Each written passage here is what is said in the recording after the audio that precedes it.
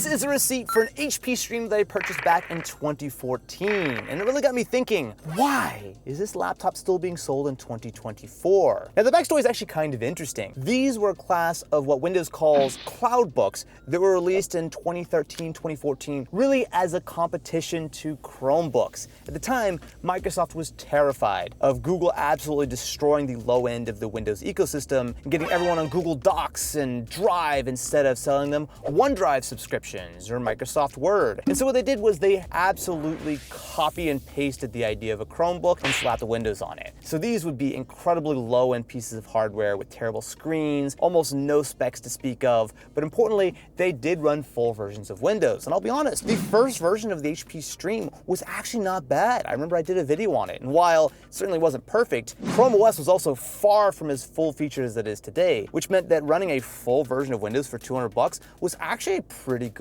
deal. But fast forward to today in 2024, and the HP Stream, while it's seen some minor updates, is still being sold exactly as it was 10 years ago. So today I want to find out, why is one of the, at this point, worst laptops you could possibly buy still not only being sold, but still actually popular? And so I have myself the HP 14 laptop. It's so generic it doesn't even get a name anymore. Now I purchased this laptop for $180, which doesn't seem too bad, but it was not the cheapest laptop there. Not only were there a number of Chromebooks cheaper, but also there were a number of Windows laptops that were even cheaper than this. Let's take it back and spend a little bit of time with our good old buddy, the HP, not Stream anymore. Just laptop, doesn't even get a name.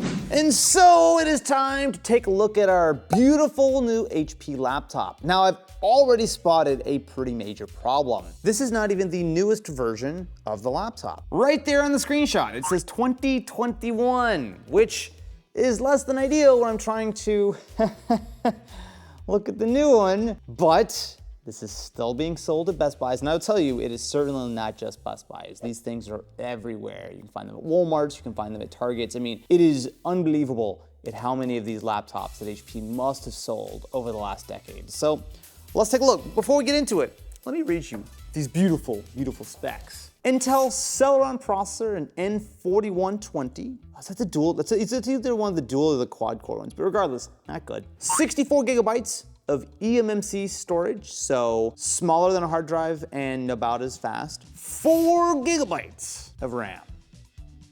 Yep, I bought a new laptop in 2024 with 4 gigabytes of RAM. It does come with Windows 11, but in S mode. I'll explain that in a little bit. It's a quirky, weird thing that they try to put on some of their lower end laptops. I think it's to do with licensing, because even though it's annoying, it basically means that you can't run any app that's outside the Windows Store. It takes you all of 7 seconds to turn that off, so it doesn't really matter. And this is using a, oh, I love this, 14-inch HD LED display, 220 nits. Okay, so when you hear 14-inch LED display, that sounds reasonable, right? The HD part is technically true, but I think a little bit of a stretch, because this, my friends, is a 14-inch 1366 by 768 display. You know, the resolution that your Windows Vista laptop had. I can't, like, oh, God. Because they say what? They say LED, not LCD, not IPS, no, just LED. It also is outfitted with a 41 watt-hour battery, and interestingly, Microsoft 365. Now that is actually one of the advantages of buying a system like this. It actually does come with, at least last time I tried, a full year of Microsoft 365, which is I think worth like $80 or something. Now this is, I think, a legacy of this being sort of designed to go head to head with Chromebooks, which of course come with Google Docs, as does every Google account ever. You know, Microsoft really wants people who buy these super cheap laptops to get ingrained into the Microsoft ecosystem. It even comes with a 1-month trial of Xbox Game Pass. I'm not gonna try that. That's not gonna work. Not looking forward to this. Now, I do believe this does have USB-C, although it ships with a barrel connector for charging. And then we've got ourselves our HP laptop. They might just call it the laptop. I'm gonna call it the Stream. I'll say the packaging has evolved since the last time I looked at one of these. It's actually kind of nice. Well, it's cardboard, but I know this is gonna be bad. There's no question about that. My bigger question is, why on earth is this still sold in 2024? I get it, I guess, why it's still being purchased, right? Like I understand from a lot of consumers' perspective, you want a cheap laptop for school or second device or whatever, and you walk in and HP is a reputable brand. Why not spend $180 on it? I mean, there's a reason why these things have been on Best Buy end caps for a decade now. But there are better options. First of all, the used market is great, but also, there are other laptops in this $200 price point, right? Like I would, if I'm being honest with you, probably take a Chromebook, which might have like at least a better display and better Wi-Fi and whatnot. I don't want to use it. I don't want to use it. I don't want to use it. Let's just open it up and see. All right, that is plastic, my friends. It's light enough, I guess. I think it's a fanless design. I'm actually not entirely sure. It's got this almost like kind of this sort of pearlescent kind of finish. I will say it does, without any hesitation, have a good selection of ports. So we got ourselves a headphone jack, a USB-C, two USB 3.0, an HDMI, the power port, and on the other side you have weirdly a full-size SD card, which is actually kind of nice because a lot of laptops are either completely dropping the SD card slot or at least have like a micro SD or something. I'm gonna do the flex test, okay? Just listen. Okay, it only did it one time. Did you hear that clunk? Okay, it's not doing it anymore. I mean, there is an obscene amount of flex. Well, there's nothing else for it. Let me fire this guy up and live the HP Stream life. I know it's not gonna be good, but like, is it usable at all? Okay, all right.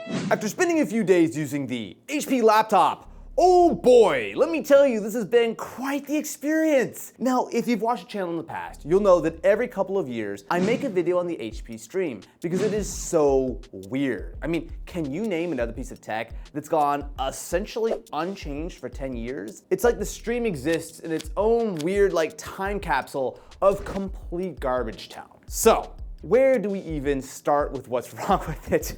Let's start with the specs. So the model I have here is powered by an Intel Celeron N4120. Now this chip was released back in 2019, and even then it was incredibly slow. Now yes, if you keep yourself limited to just a couple of tabs and literally nothing else, it's fine, but it is 2024. And the fact that my music in Spotify, which mind you is not in the app, it's actually in a browser tab, it stutters sometimes when I open up a second tab, should tell you the level of performance that we're working with here. Pair that anemic processor with only 4 gigabytes of RAM and 64 gigabytes of slow eMMC storage, you've got yourself a recipe for disaster. Now, the advantages of running a real OS like Windows 11, well, they're pretty much non-existent when your hardware can barely keep up with opening a couple of browser tabs. At this point, you can easily find Chromebooks that I'm just gonna argue are straight up better. Chrome OS is better optimized for lighter tasks. It has a wider selection of hardware, including ARM-based processors that are gonna be a straight up improvement over the ancient Intel Silicon that HP uses in the Stream. On top of that, most Chromebooks have other features like better Wi-Fi and touchscreens. And actually, speaking of touchscreens, don't get me started on the screen. Whoa. Sorry, hang on, let me just pause for a second. The longer I go here, the more angry I'm gonna get, but I'm gonna try to be reasonable.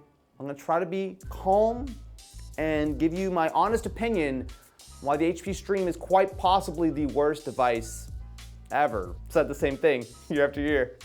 They keep making it, it's not any better, and people keep buying it. So, the screen.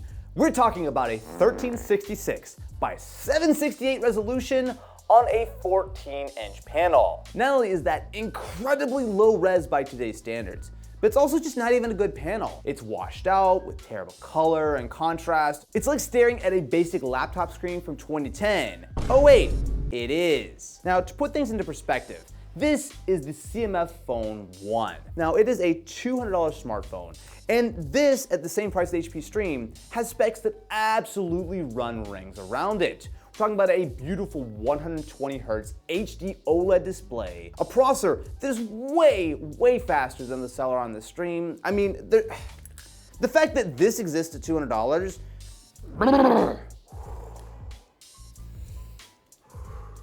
So why does it still exist? Well, I've got a few theories. First, HP likely pays little to nothing for both the Windows license as well as the Intel CPU. Now, even at a sub $200 price point, they're probably turning a profit on each unit sold. It's a volume game. And you're probably more likely to buy a better HP afterward because either the HP Stream is going to die on you or you throw it at a wall because you're so frustrated with it and need an upgrade anyway. Secondly, retailers like having a reliable $200-ish laptop on sale pretty much year round because there's a never-ending supply of parents who will walk in looking for a basic, cheap laptop for little Timmy. Ah, pip pip cheerio, good sir, would you like an HP Stream? Woohoo! But here's the thing, this is not, for literally anyone on earth, an acceptable answer. We should not be settling for what is an objectively terrible device just because it's cheap. 5 seconds of searching on Best Buy will deliver this Lenovo IdeaPad,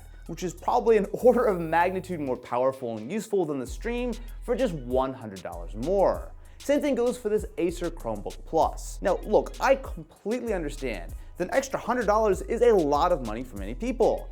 But believe me, it's worth it. Not too long ago, we actually looked at some of the cheapest laptops on Amazon, and even though some of these were from less than reputable brands, they were all still a hell of a lot better than this. You know, I feel like I make a lot of videos on bad stuff, and usually there's like some kind of redeeming sort of feature. I'm like, oh, we know if the price is right. The price would only be right for an HP Stream if it was $99. Even a used $200 MacBook from a few years ago is likely to be a much more usable system than a brand new HP Stream.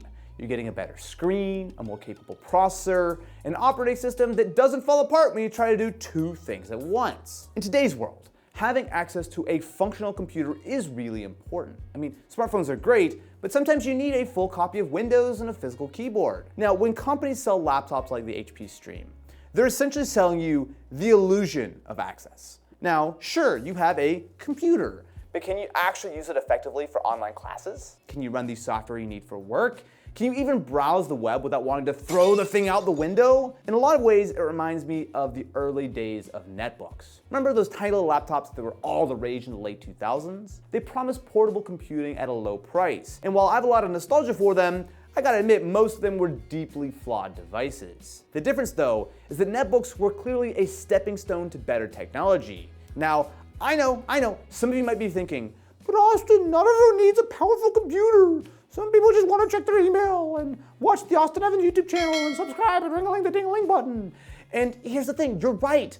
But even those basic tasks are becoming more demanding. Websites are more complex, apps require more resources, and our expectations for what a computer should be able to do have increased. So look, what's the takeaway here? If you're in the market for the cheapest laptop possible, do not fall for the HP Stream or its competitors. And to the manufacturers out there, it's time to stop. I understand there's a need for budget options, but in my opinion, there's a difference between budget and barely functional. Now, I completely understand that HP is not the only company making these cheap, terrible laptops. Both Asus and Lenovo are a couple of other companies who have very similar options. But seriously, it's time we demand more. I do not want to have to make another HP Stream video in 2026, but I will if I have to.